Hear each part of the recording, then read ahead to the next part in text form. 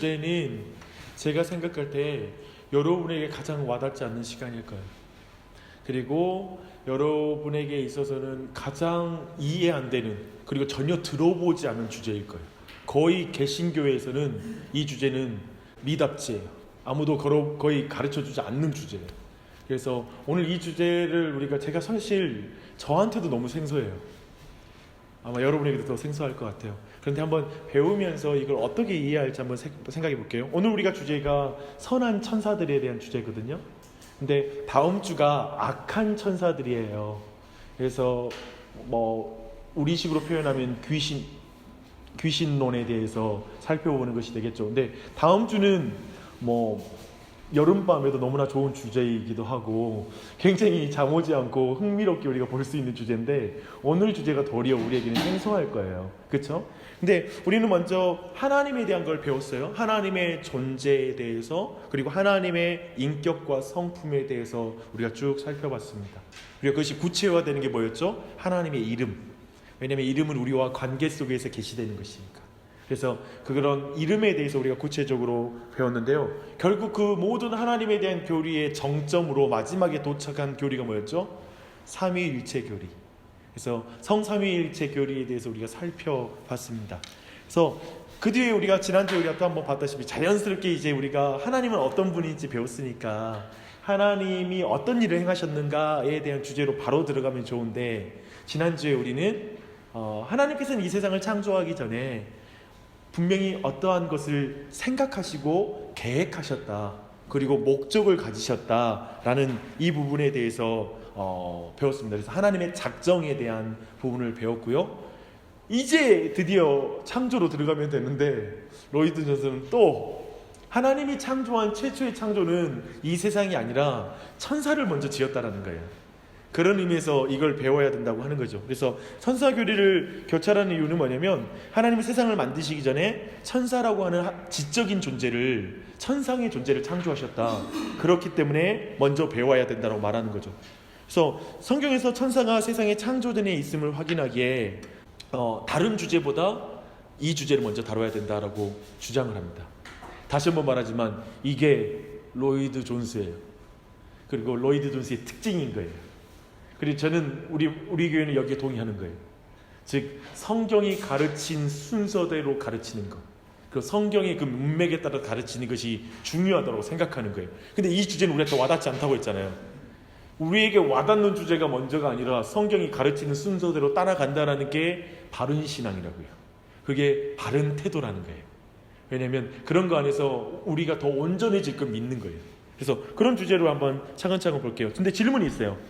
얼마나 자주 천사들에 대한 성경 교리를 여러분 배웠습니까? 한번 물어볼게요. 여러분 이제까지 교회를 다니면서 천사에 대한 교리를 배워본 적이 있으신 분? 그 가르침을 배워본 적이 있으신 분? 영화에서 배웠죠? 맞습니다.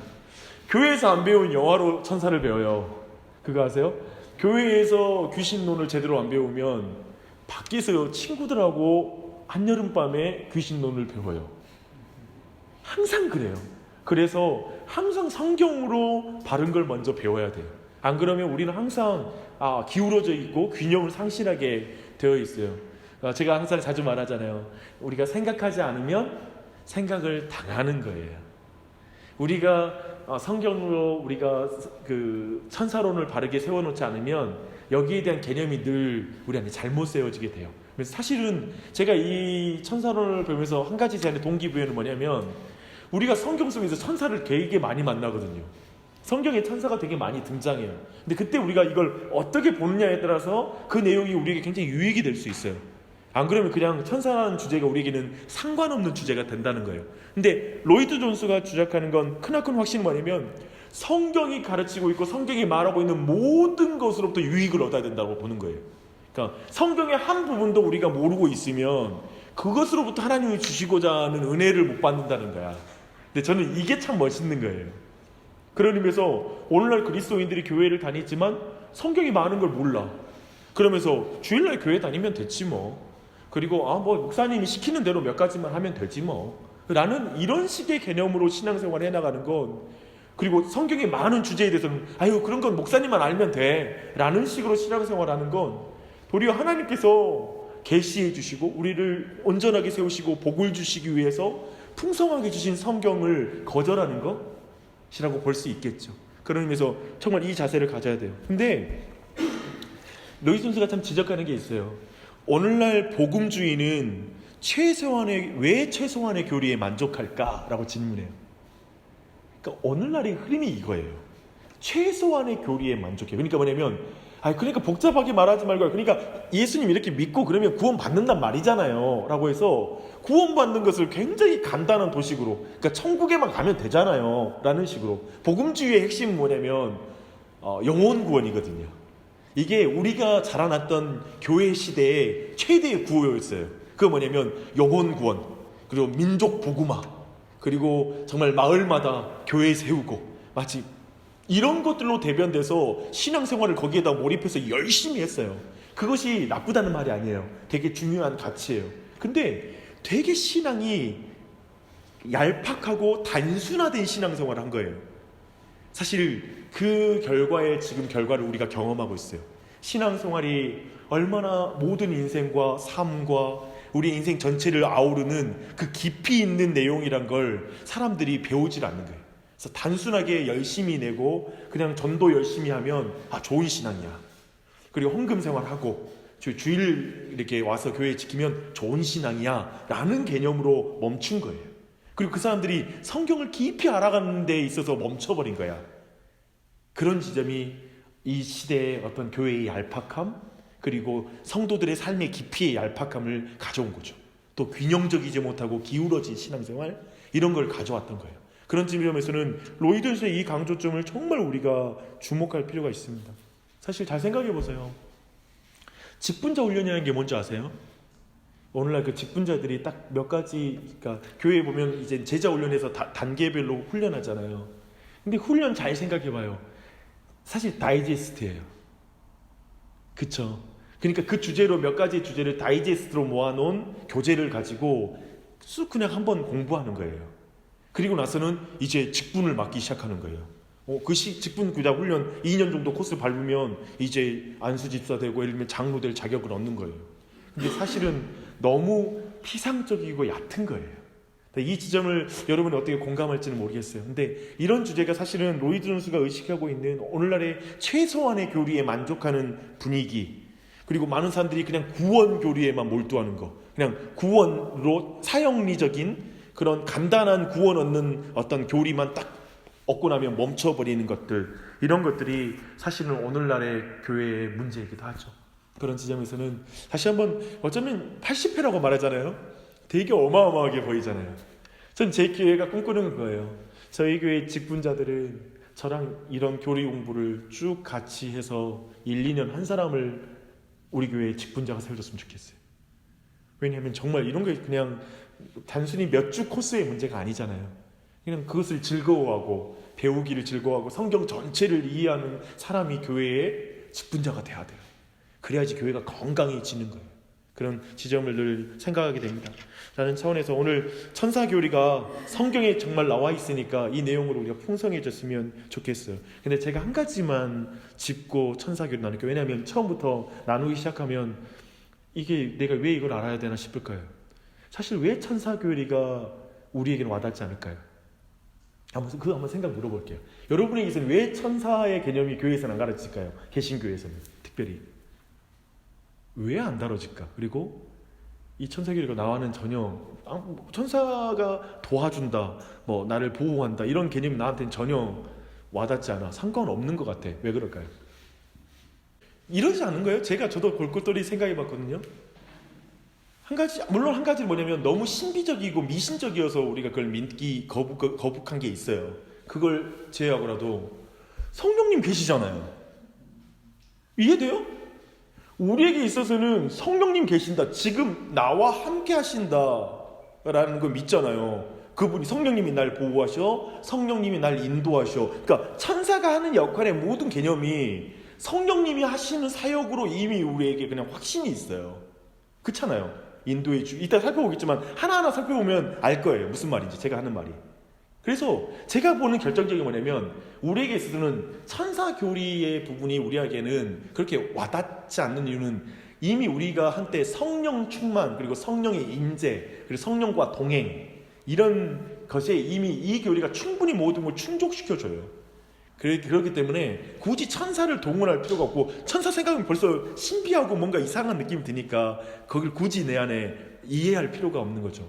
근데 오늘 배우면서 한 가지 큰 개념으로 제가 나누고 싶은 거냐면, 이렇게 이해하면 좋을 것 같아요. 성령님이 함께 하시죠, 우리가. 그렇죠? 근데 예를 들면 우리에게 있어서 좋은 사람을 통하여서 도움을 받잖아요. 성령의 음성을 듣는다는 표현을 쓰잖아요. 그렇죠? 우리가 사람을 통하여서도 성령님의 음성을 듣고 성령님의 인도하심을 사람을 통하여서 경험한다고요. 그러니까 하나님이 항상 우리를 먹이실 때도, 우리 아이들을 먹일 때도 부모를 통하여서 먹이신다고요. 이게 하나님의 방법이야. 이해되시죠? 그런 의미에서 하나님이 우리를 지키시고 보호하실 때 실제로 천사를 사용하신다고요. 이러면 약간 느낌이 달라져요. 이 천사 교리를 대하는 태도가 약간 바뀌어요. 이해되시죠? 그러니까 성령님을 통해 우리 인도하셨는데 그 성령님이 천사를 통해 일하신다고요. 이렇게 이해하면 좀 더 이해가 되나요? 그렇다면 천사의 교리를 우리가 배워야 될 이유가 충분한 거예요. 이해해야 되는 거야. 알아야 될 내용이 되는 거예요. 한번 그러면 차근차근 봐볼게요. 우선 천사라는 용어 자체는 뭐냐면 사자예요. 메신저라는 그런 뜻을 가지고 있습니다. 근데 우선 천사는 어떤 존재냐면, 천사 자체는 피조된 존재예요. 그렇죠? 창조주가 아니에요.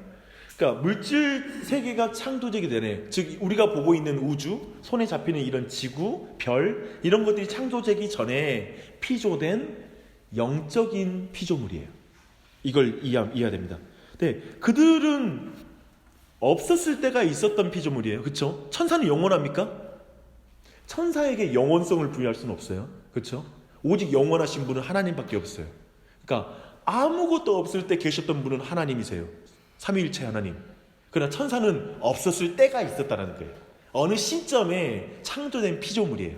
그렇게 이해해야 돼요. 근데 보니까 고린도서 1장 26절에 만물이 그에게서 창조되되 하늘과 땅에서 보이는 것들과 보이지 않는 것들과, 그래서 이 보이지 않는 것들이 뭘까요? 바로 영적인 피조물이죠. 혹은 왕권들이나 주권들이나 통치자들이나 권세들, 곧 알게 되겠지만 이들은 천사들이 된 묘사한 용어예요. 앞에 보면 왕권, 주권들, 통치자들, 권세들 있잖아요. 이게 천사를 묘사하는 또 하나의 이름이에요. 이따 살펴볼게요. 근데 이나 만물이 다 그로 말미암고 그를 위하여 창조되었고, 이렇게 말하고 있습니다. 그래서 천사는 피조된 존재다. 두 번째, 천사는 영적인 몸을 가지고 있으며 때로 인간의 형태로 나타난다. 여러분, 천사는 영적인 피조물이죠. 그렇죠? 근데 육신이 있을까요, 없을까요? 몸을 가지고 있을까요, 없을까요? 바디라고 말할 수 있는 것. 사실 베드로전서 3장 19절에 옥에 있는 영들이라는 표현에서 이 말 때문에 천사가 몸을 가지고 있지 않다고 생각해요. 영적인 존재니까. 근데 기억할 거 뭐냐면 그들은 분명히 가시적인 존재였어요. 그렇죠? 볼 수 있었잖아요. 즉 천사들이 노래하는 걸 목동들이 봐. 그리고 구체적으로 천사가 부활하신 예수님 곁에 있는 것을 봐.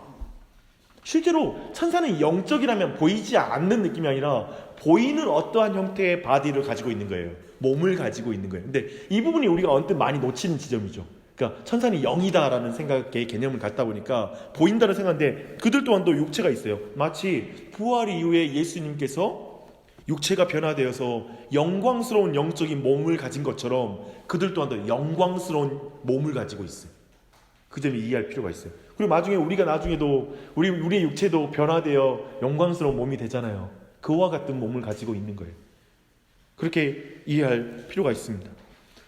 또한 여기와 함께 이해해야 될 게 뭐냐면, 동시에 천사가 역사 속에서 인간이 가진 몸과 같은 몸을 가지고 우리에게 나타난 일들이 있었다는 거예요. 우리 아는 것처럼 창세기 18장에 이제 아브라함에 찾아간 3명의 천사가 나타나잖아요. 그때에도 그들은 음식을 먹잖아요. 아브라함이 이렇게 음식을 만들어 드리는 것을 그가 직접 먹잖아요. 음식을 먹었다는 건 육체에 가지고 있다는 것이죠. 그런 지점들을 볼 수가 있죠. 특별히 그 가운데 한 존재는 신적인 권위를 가져서 아브라함이 엎드려서 예배를 해요. 그리고 그가 직접 자기가 할 일, 그러니까 그래서 그 중에 한 분을 바로 구약에 나타난 예수 그리스도시다라고 말할 정도의 위치가 있는 거예요. 그렇게 이제 구약에도 구체적으로 육신을 가지고 온 천사가 있을 뿐만 아니라 육신을 가지고 오신 예수 그리스도에 대해서 말하고 있다라고 많은 성경학자들이 동의하는 바가 그거예요. 예를 들면 야곱에게 나타나서 처음에는 천사와 같았던 그 존재가 있잖아요. 근데 나중에는 그가 신적인 존재라는 걸 알고 그에게 복을 구하잖아요. 이제 야곱이 그를 또한 또 예수 그리스도의 구약에 나타나신 예수 그리스도다라고 말하기도 하죠. 네, 여기서 우리가 기억할 것은 여하튼 구체적으로 천사가 몸을 가지고 있다는 거 이해되시죠? 그리고 인간의 몸으로 구체적으로 그 육체의 모습으로 온 일도 있다라는 걸 이해하면 됩니다. 세 번째는 그렇다면 자연스럽게 천사에게 성별이 있는가라는 질문이에요. 제가 예전에는 천군 천사 할 때 천군은 남자고 천사는 여자가 아닌가라는 생각을 해봤어요. 뭔가 이게 약간 그 느낌이 있어서 그러니까 남녀로 구분할 수 있는가라는 질문이 자연스럽게 나와요. 근데 마태복음 22장 29절로 30절에 그와 관련된 그런 것을 연상할 수 있는 짐작할 수 있는 내용이 나와요. 부활 때에는 장가도 아니가고 시집도 아니가고 하늘의 천사들과 같다라고 말해요. 그런 의미에서는 천사가 남자다 여자다 이렇게 성을 부여할 수 있는 존재가 아니라는 걸 알 수 있는 거예요. 그렇죠? 그런 존재예요. 그런데 또한 기억할 건 뭐냐면 성경에서 천사는 늘 남성형 히를 써요. 그가라고 말할 때는 천사를 그라고 말할 땐 남성형 히를 써요. 근데 그걸 우리가 어떻게 봐야 될 것인가 그 부분을 신중하게 봐야 되겠죠. 근데 이런 부분들 같이 천사가 성경이 이렇게 말하고 있다는 지점만 가지고 그 다음으로 넘어가게요. 천사는 죽지 않아요. 누가복음 20장 36절 보니까요. 그들은 다시 죽을 수도 없나니 이는 천사와 동등이요. 그렇게 말하고 있죠. 히브리서 2장 9절에는 천사들보다 잠시 동안 못하게 하심을 입은 자 곧 죽음의 고난을 받으심으로 말미암아 영광과 존귀로 관을 쓰신 분으로 예수님을 묘사하세요. 그러니까 예수님을 뭐라고 하냐면 천사보다 좀 못하게 천사들보다 잠시 동안만 좀 못하게 하심을 입었는데 그 특징이 뭐냐면 생각해봐요. 예수님이 이 땅에 계실 때 천사보다 못했다는 말이 권능과 능력과 어떤 지적인 능력이 못했다라는 말로 한다면 전혀 우리가 동의할 수 없죠. 예수님은 이 땅에 계실 때에도 천사와는 비교할 수 없는 분이시죠. 근데 이때 못하심이 됐다는 말은 죽을 수 있는 존재였다는 거예요. 죽을 수 있는 육체를 가진 존재였다는 걸 그렇게 말하고 있는 것이죠. 그렇게 지금 묘사하고 있어요. 그런 의미에서는 천사는 죽지 않는다는 거예요. 그렇게 이해할 수 있는 불멸의 존재이다 라고 이해할 수 있을 것입니다. 근데 다섯 번째로는 근데 이 천사는 사람보다 우월하다는 거예요. 그러니까 우리는 분명히 천사가 삼위일체 하나님의 피조물이라는 걸 분명히 확인해야 돼요. 그렇죠? 천사는 하나님보다 못한 존재예요. 비교할 수 없는 존재예요. 늘 말하지만 창조주와 그 다음 모든 피조물은 비교 대상이 아니에요. 그것을 이해해야 돼요. 그래서 우리가 예를 들면 사탄한테 벌벌 떤다. 그리고 예를 들면 귀신에게 두렵다라는 말은 근본적으로 이 차이를 이해를 못하는 거예요. 내가 믿는 하나님, 임마누엘, 내게 계신 하나님이 저 귀신하고는 그냥 비교가 안 되는 피조물과는 비교가 안 되는 분이라는 걸 못 믿는 거예요. 그러니까 세상은 교묘하게 예를 들면 범신론과 이 세상의 많은 그런 종교들은 결국에는 선한 신과 악한 신의 대립으로 이 세상의 어떤 모든 종교론을 펼쳐나가잖아요. 그러니까 악과 선의 싸움, 어떤 그런 포스의 싸움 이런 식으로 그려나가잖아요. 철저히 성경적인 개념의 신관, 성경적인 질서를 깨뜨리는 것이죠. 그래서 사실 이런 걸 이해하지 곤지암 가서 두려워하지 않을 수 있는 거지. 여러분 또 영화도 안 보니까 참 곤지암이 뭔지도 모르시고 그런 영화가 나왔어요. 네, 되게 공포 영화입니다. 예를 들면 그런 부분이었어요. 참고로 근데 말씀드린 저는 공포 영화는 그냥 무서워서 못 봐요. 근데 기억할 필요가 있겠죠. 전혀 비교할 수 없는 존재야. 근데 이런 사실을 믿어야죠. 제가 이런 걸 나중에 믿고 이런 게 처음 좀 자라가니까 한 번은 되게 귀신 들린 것 같은 현상을 보이는 사람이 딱 왔는데 딱 왔는데 막 이렇게 막 떨고 막 그러는데 그렇게 마음이 차분해지더라. 전혀 그냥 나는 항상 상상할 때 나 진짜 나 그런 부분 보면 무서울 것 같아 라는 생각을 늘 해왔어요. 근데 진짜 만났는데 좀 내가 나중에는 화가 나더라고요. 어떤 화가 귀신 들리는 거에 대한 이런 모습에 대한 짜증남의 화가 아니라 사단이 그런 장난치는 거에 대해서 너무 화가 나는 거예요. 짜증이 나더라고. 그렇게 사람을 가지고 노는 거에 대한 짜증남이 있더라고요. 그래서 차분히 그냥 주의 진리를 선포하고 그렇게 그냥 사역을 했어요. 근데 이것까지 내가 성경을 통해 배우고 하나님의 크신과 창조주를 배운 그 교리 안에서 그 믿음 안에서 그냥 담력이 그때 나오더라고요. 나도 몰랐지. 그렇게 여유가 생길 줄이. 그리고 그냥 차분하게 그걸 대할지. 그리고 바르게 어떻게 해야 될지 알겠더라고요. 거기에 대놓고 막 몇십미다를 외쳐야 되거나 막 이렇게 성수를 뿌려야 되거나 이런 개념이 아니라는 걸 아는 거지. 오직 말씀으로 그리고 하나님에 대한 영광, 하나님을 영화롭게 하고 그분을 믿는 믿음으로 내가 대하는 거, 그것만이 내가 이 사단을 대하는 법이라는 걸 알겠더라고요. 그런 지혜를 주시더라고요. 그러니까 이런 것도 이런 질서, 하나님은 천사와 비교할 수 없는 그런 분명한 피조물에 지나지 않는 것이 바로 그 천사다라는 걸 이해할 필요가 있겠죠.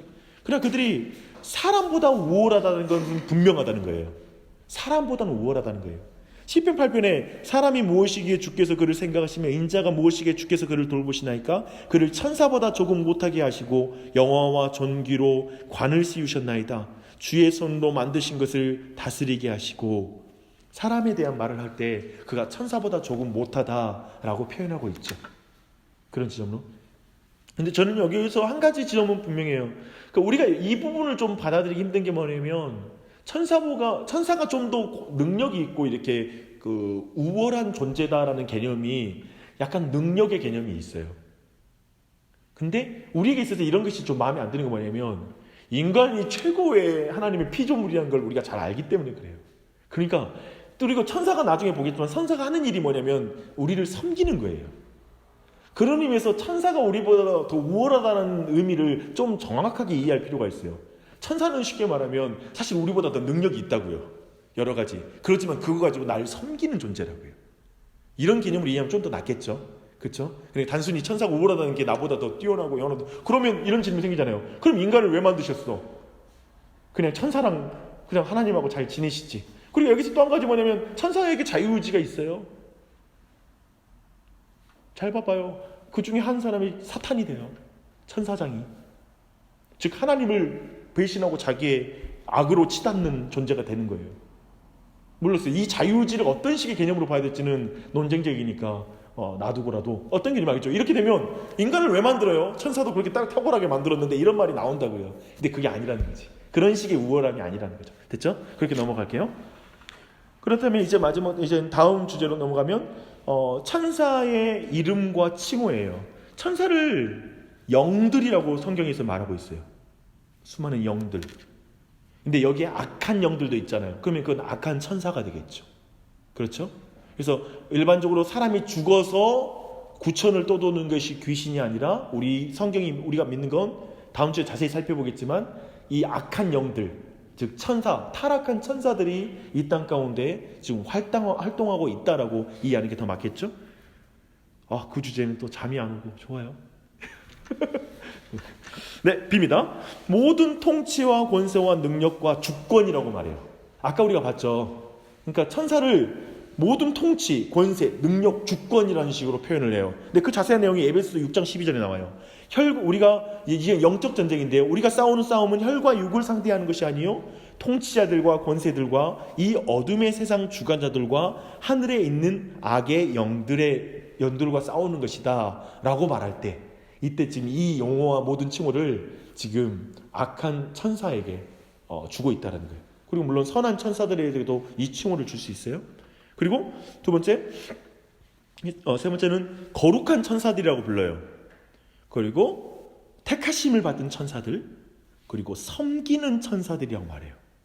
근데 이 부분이 좀 말씀에 모든 천사들은 섬기는 영으로서 구원받을 상속자들을 위하여 섬기라고 보내심이 아니냐. 아까 우리가 살폈죠. 천사는 구원받는 자들을 섬기려고 보내신 거예요. 구원받을 상속자입니다. 어떨 것 같아요?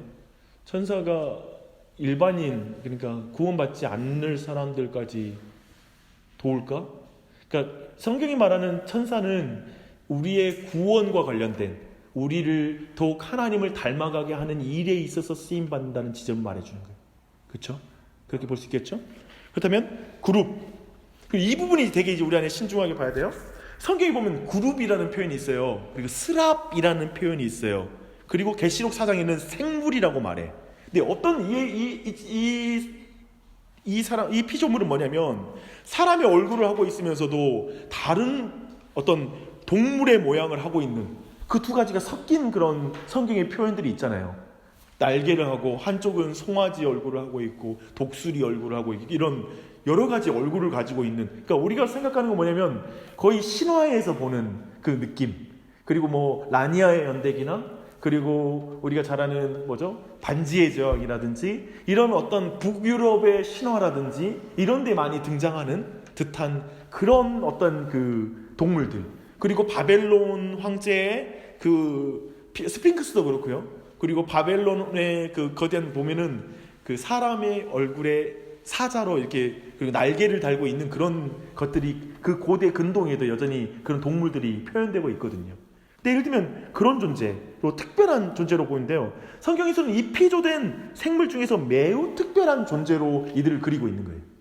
근데 사실 이 모든 특성은 뭐냐면 그 여러 동물의 얼굴이라든지 이런 것은 사실 피조물의 최고의 특징을 가지고 있는 상징으로 그것을 그리고 있다는 거예요.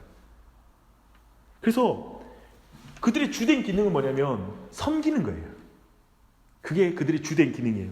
그들은 늘, 그리고 그들 있잖아, 스랍이라든지 생물이라든지 그룹들을 표현될 때마다 특징이 뭐냐면 하나님의 임재 앞에 있어요.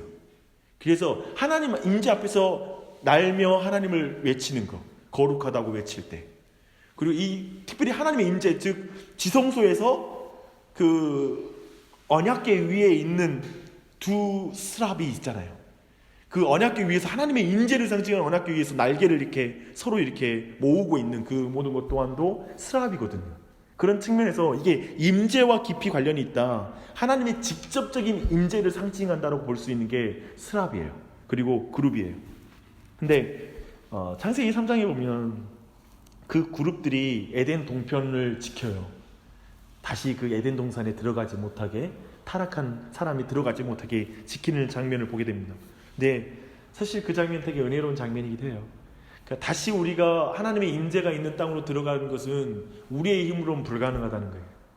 그리고 결국에 예수 그리스도의 대속으로만 다시 그 스랍이 지키고 있는, 즉 하나님의 임재를 향해서 들어갈 수 있다라는 걸 보여주는 게 그 그룹을 통해서 지키시는 그런 의미인 것이죠. 왜냐하면 그때 불의 칼을 들고 돌거든요. 거기 돌거든요. 그런 의미를 우리가 잘 이해할 수가 있습니다. 근데 이제 사연 속에 이제 이름을 살펴봤는데요. 천사의 조직과 수로 가볼게요.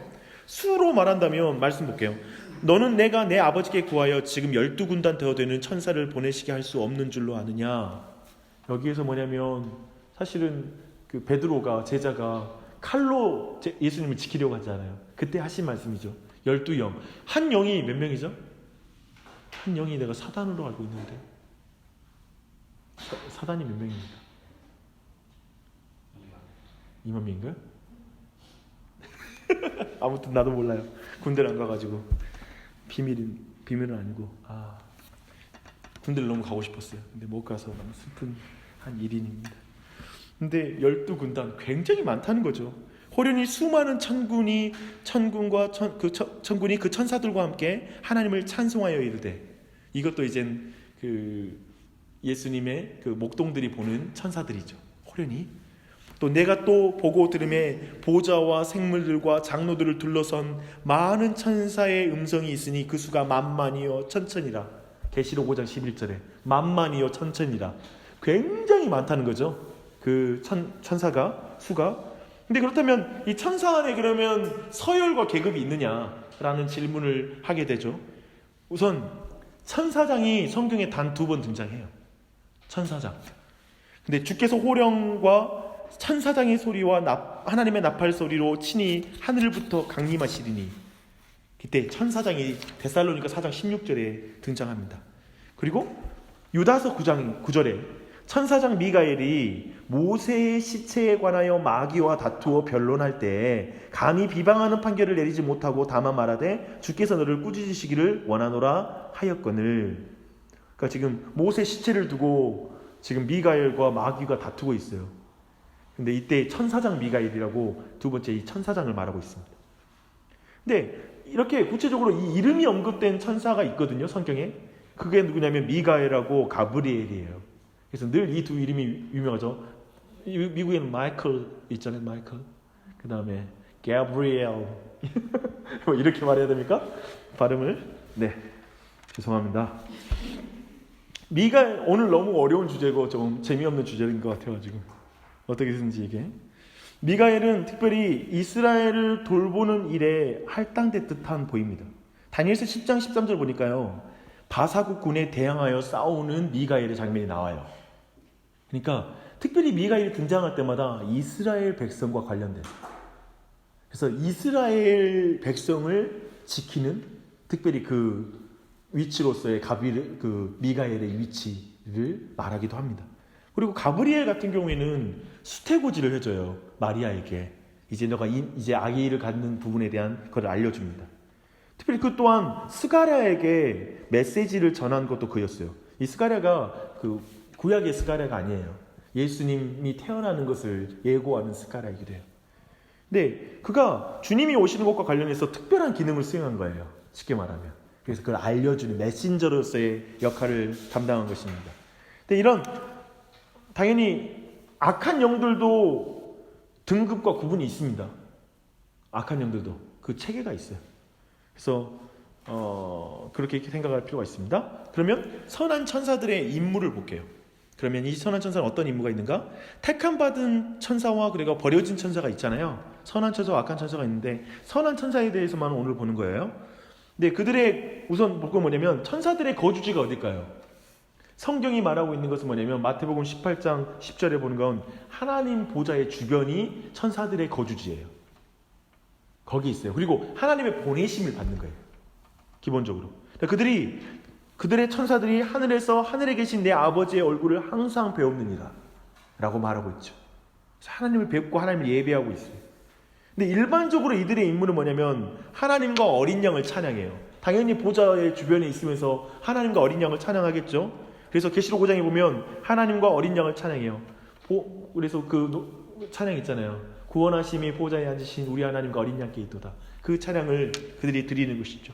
그래서 하늘에서 아버지의 얼굴을 항상 뵙습니다. 그리고 또 그들이 하는 것은 우리의 구원을 탐구해요. 이 표현이 참 좋아요. 이 사실에 대해서 읽을 때마다 로이드 존스가 이렇게 말해요. 이 사실에 대해서 읽을 때마다 언제나 저의 구원에 훨씬 더 영광스러운 면을 이해하게 됩니다. 그런데 베드로전서 1장 12절 보니까 이것은, 즉 우리의 구원의 영광은 천사들도 살펴보기를 원하는 것입니다 라고 말하고 있어요. 그러니까 천사들도 우리의 구원을 보면 너무나 충격적인 거예요. 사람을 위해서 예수님이 오신 그 복음, 예수님이 하신 그 역사를 보면 그들도 너무 충격을 먹는 거예요. 그리고 너무나 그들도 그걸 보면서 도대체 이게 뭐지? 라고 말하는 거예요. 그래서 너무나 그게 부러울 수 있겠죠. 그리고 그런 인간의 그 위치에 대해서 그들이 너무나 그냥 감탄할 수밖에 없는. 그래서 그들도 찬찬히 천사들도 살펴보기 원하는 거, 천사들도 더 알기 원하는 거, 이 예수님의 통한 이 구원의 은혜를. 그런 의미에서 우리가 더 열심히 알아가야 되겠죠. 우리에게 주신 은혜인데 우리 자신이 이걸 알아가기를 게을리하면 안 되겠죠. 더 많이 알아갔으면 좋겠습니다. 근데 또한 이 천사들의 임무에는 성도들 가운데 임하는 게 있어요. 그러므로 여자는 천사들로 말미암아 권세 아래에 있는 표를 그 머리 위에 둘지니라. 즉 머리에 무엇을 쓰는 것은 성경이 말하는 건 두 가지 이유거든요. 남자의 권위 아래에 있다는 표시로 여자가 머리에 뭔가를 쓰기를 성경이 요구해요. 그리고 또 하나는 천사의 임재 때문에 머리를 가려야 된다는 거예요, 여자가. 그런 점에서 이 두 가지를 성경이 말하고 있어요. 그래서 성경은 그리스도인들이 함께 만날 때, 기도로 함께 모일 때 하나님의 천사들이 그 자리에 있다라고 말합니다. 어떠세요? 성경은 이렇게 말하는 거예요. 우리는 이렇게 말하잖아요. 주의 영이 이곳에 함께 계십니다 라는 말을 억셉트하죠. 우리가 충분히 받아들이고 익숙하죠. 그리고 두세 사람이 있는 곳에 주께서 함께 하십니다. 굉장히 우리가 확신하고 너무 만족하죠. 내가 볼 때는 이게 너무 강하니까 천사 정도로는 만족이 그렇게 위로가 안 돼. 그렇죠. 천사 뭐 하나님 계시는데 이미 벌써 너 뭐 천사 있다라는 걸 우리가 뭐 굳이 동원해서 위로받을 필요가 없잖아요. 근데 잘 생각해 보면 그가 수종 들어서 돕는다는 걸 이해해야 돼요. 그러니까 천사가 이곳에 있어서 성령 하나님이 이곳에 계셔서 우리 가운데 사역하시는 걸 직접적으로 우리 안에 일하신 거 맞잖아요. 근데 기억할 거 뭐냐면 제가 성경에서 본 거 뭐냐면 성경은 철저히 하나님의 사역은 사회성을 띄어요. 뭐냐면 철저히 누군가를 통해서 일하는 거예요. 즉 하나님의 종을 통해서 말씀이 선포돼. 잘 봐봐요. 성경을 항상 말씀을 통해서 누군가를 돌보게 돼 있어요. 아이들을 하나님이 직접 안 키워. 반드시 부모를 통해 키워요. 이 원리가 기본적으로 적용이 돼요. 그렇지 않는 경우도 있지만 그건 다른 예외의 사건이에요. 그러니까 하나님이 직접적으로 이렇게 만져주시는 사건은 예외적인 사건이에요. 천사를 통해 일하신다니까요. 그러니까 이런 지점에서 천사가 우리 가운데 계신다라는 것에 대해서 우리가 믿고 또한 그것도 우리가 고백할 필요가 있어요. 하나님, 성령 하나님께서 천사를 통하여서 일하여 주시옵소서. 그러니까 우리한테 이런 기도가 너무 익숙하지 않지. 그렇죠? 그런데 그런 기도가 불가능한 거 아니라는 거죠. 성경적으로 가능하다는 것이죠. 그런 지점을 볼 필요가 있어요. 그리고 네 번째로는 하나님의 뜻을 이루는 도구가 돼요. 이것을 로이드 존스가 되게 강조해요. 율법이 천사의 중개로 주시는 것이라고 말해요. 보면 천사들을 통하여 하신 말씀이 견고하게 되어 모든 범죄함과 순종하지 아니함이 공정한 보응을 받았거든. 우리가 믿고 있는 건 뭐냐면 성령님의 감동을 통하여 성경이 기록됐다고 믿어요. 이걸 우리는 변치 않아요. 그렇죠? 이게 우리 기독교의 계시론이에요. 근데 지금 히브리서 2장 2절은 또 다른 방법으로 또 표현하는 거예요. 성령께서 하시는데 천사를 통하여 일하신다는 거예요. 그 성경을 써나가는 그 기록을 했다는 거예요. 계명을 줬다는 거예요. 굉장히 이런 것들은 우리가 성경에 있는 내용인데 우리가 너무나 익숙하고 우리가 생각하지 않았던 지점이기도 하죠. 그렇죠? 이렇게 우리가 이해하면 방금 말했던 내용이 좀 더 이해될 겁니다. 천사는 하나님의 목적을 계시하세요. 그래서 소돔과 고모라로 갈 때에도 계시해줘요. 하나님의 그 마음을 반드시 계시해요. 천사를 통해 계시하세요. 신약에서 스가랴는 천사를 통해서 세례 요한에게라고 알려지게 된 그의 아들의 탄생에 대해 들었다. 스가랴가 세례 요한에 대한 예언을 하죠. 이런 부분도 나옵니다. 그리고 두 번째, 천사가 하는 것은 뭐냐면 성도를 섬기는 거예요. 이게 가장 큰 임무예요. 주 임무예요. 그래서 아까 우리가 히브리서 1장 14절 모든 천사들은 섬기는 영으로서 구원받을 상속자들을 위하여 섬기라고 보내심이 아니냐라고 말해요. 그래서 이게 신약에 기록되어 있어요. 지금 사도 바울이 말하는 거예요. 히브리서는 사도 바울이 쓴 건 아니지만 히브리서 저자가 지금 이렇게 말하는 거예요. 지금 천사에 대해서 구체적인 신앙적인 유익을 누리고 있는 거예요. 그걸 고백하고 있는 거예요. 그런 지점 보는 거예요. 그래서 우리의 구원과 관련하여 하나님께 사용받아요. 천사가. 그래서 사도행전 10장에 고넬료가 기도할 때 나타난 게 천사예요. 그리고 사도 베드로를 데리고 오라고 하는 구체적인 명령을 내려주는 거죠. 그런 의미에서 천사는 여전히 일하고 있는 거예요. 예수님 이후에도 사역하고 있는 거예요. 그리고 성도를 보호해요. 시편 91편 10절 12절 11절 화가 내게 미치지 못하며 재앙이 내 장막에 가까이 오지 못하리니 그가 너를 위하여 그의 천사들을 명령하사 내 모든 길에서 너를 지키게 하시니라. 하나님 천사를 사용하시죠. 나의 하나님이 이미 그의 천사를 보내어 사자들의 입을 봉하셨다. 다니엘이 그 사자굴에 들어가서 건짐을 받았을 때 말하는 건 천사를 보내서 사자들의 입을 봉하셨다라고 고백하는 거예요. 그래서 실질적으로 천사가 하나님의 도구가 되어서 모든 사역에 쓰임받는 거 알겠죠? 근데 우리는 이제까지 이것을 내용을 어떤 식으로 봤냐면 성령님을 통하여 일하신다 라는 식으로. 왜냐하면 성령님은 우리에게 지금 직접 임재해서 가까이 있으니까 라는 표현인데, 이런 표현을 신약에서도 그 성령님이 하시는 또 다른 사회성은 천사를 통하여서 일하시는 사회성. 성령님이 일하시는데 사람을 통하여서도 하나님이 일하시잖아요. 예를 들면 그런 맥락에서 다 이것이 하나님의 도구로 쓰이고 있다는 걸 볼 필요가 있습니다.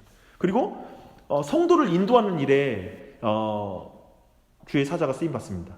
그래서 특별히 빌립에게 주의 사자가 나타나서 일어나서 남쪽으로 향하여 예루살렘에서 가사로 내려가는 길까지 가라. 그리고 거기에서 누구를 맞아?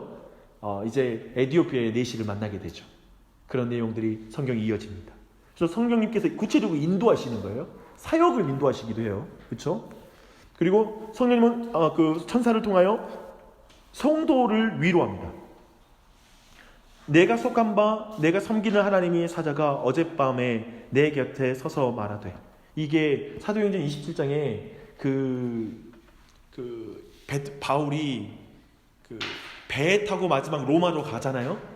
그 배에서 큰 풍랑을 만나잖아요.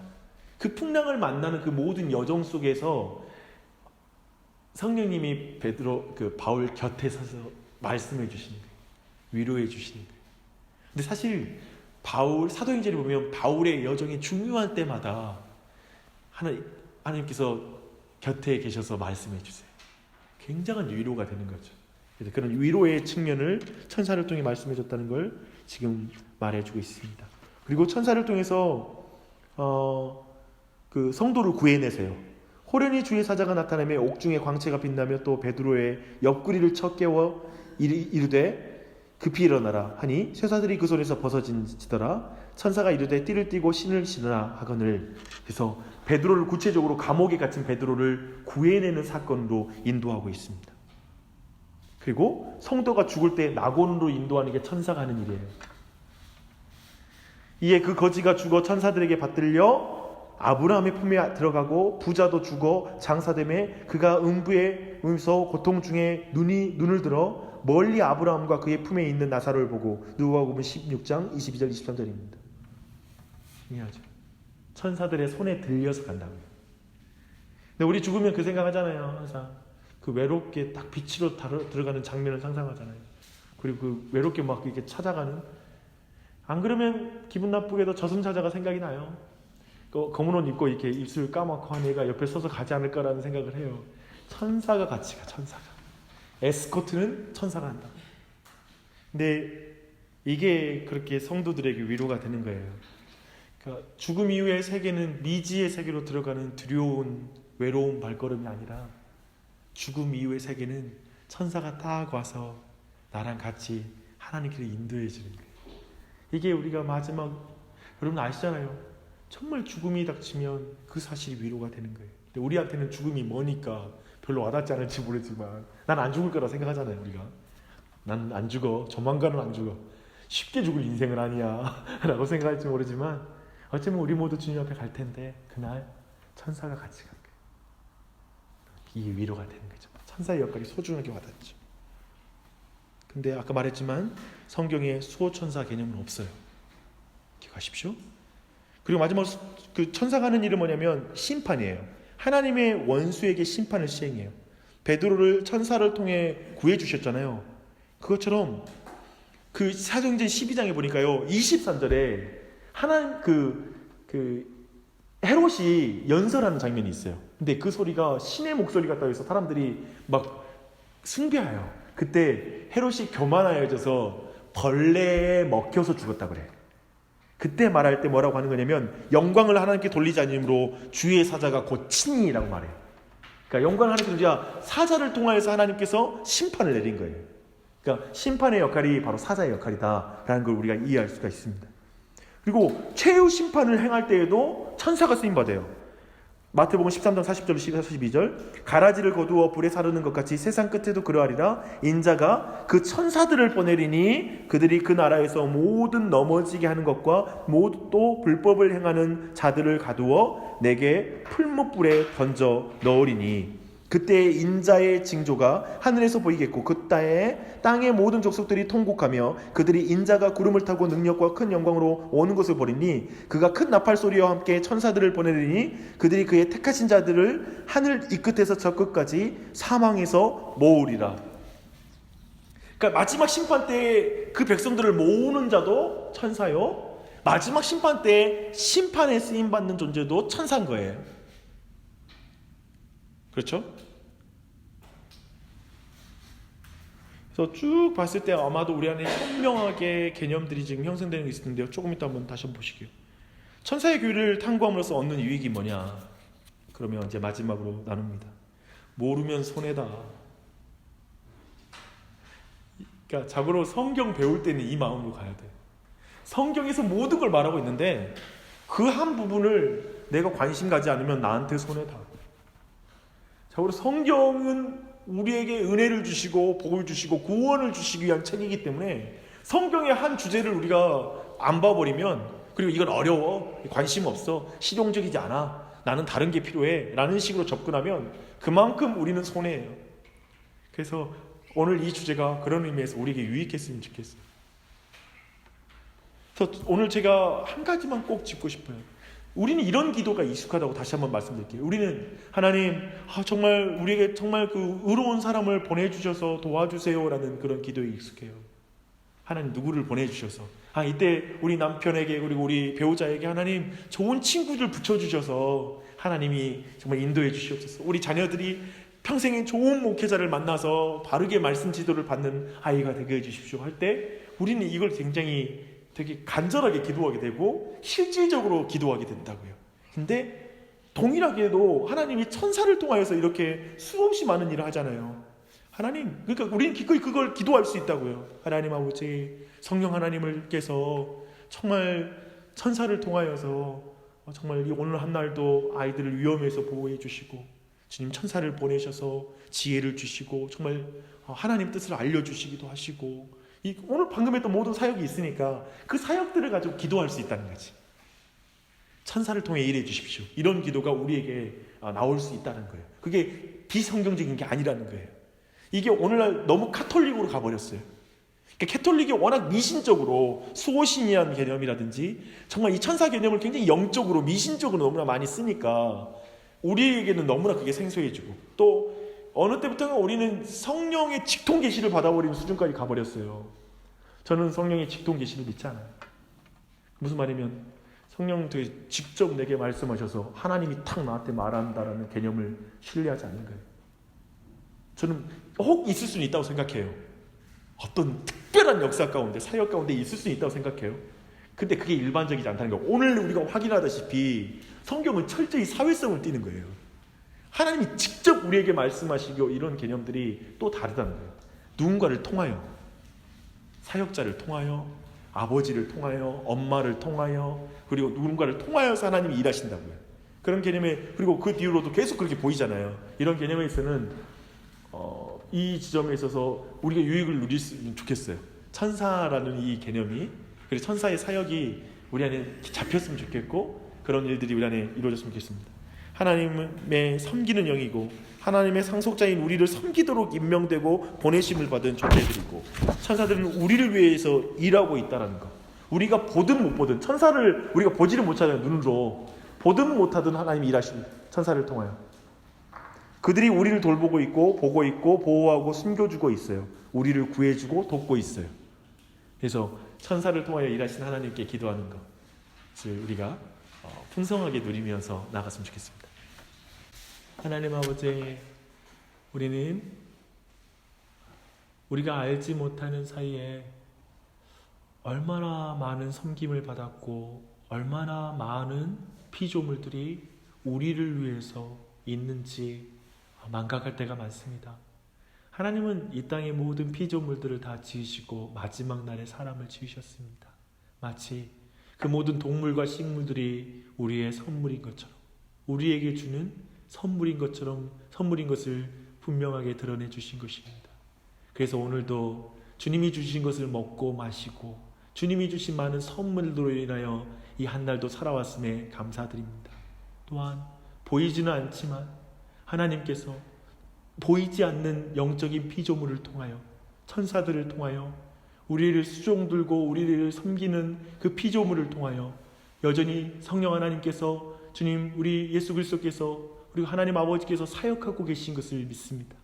주님, 그런 많은 섬김을 생각할 때 우리가 감사가 되고 기쁨이 됩니다. 내 힘으로 내 신앙을 지킬 수 있는 것이 아니라 주님, 천사를 통하여서 일하시는 하나님의 도우심이 아니면 주님, 우리는 온전히 설 수 없음을 고백합니다. 주님, 이러한 사실이 우리에게 기쁨과 감사가 되게 해주시고, 돌아가는 발걸음에도 내가 생각하는 것 이상으로 섬김받고 사랑받고 많은 사역이 나를 위해서 이루어지고 있다는 것에 감사하며 돌아갈 수 있도록 인도해 주시옵소서. 주님, 한 사람 한 사람을 격려해 주시고, 주님, 주일까지 주님 모든 사단의 괴계와 모든 시험에 들지 않도록 우리 모두를 보호해 주시고 악으로부터 지켜주시옵소서. 오직 예수 그리스도의 도우심 안에서 주님, 우리 안에 큰 하나님의 도우심이 있기를 간절히 기도합니다. 예수님 이름 받들게 드립니다. 아멘.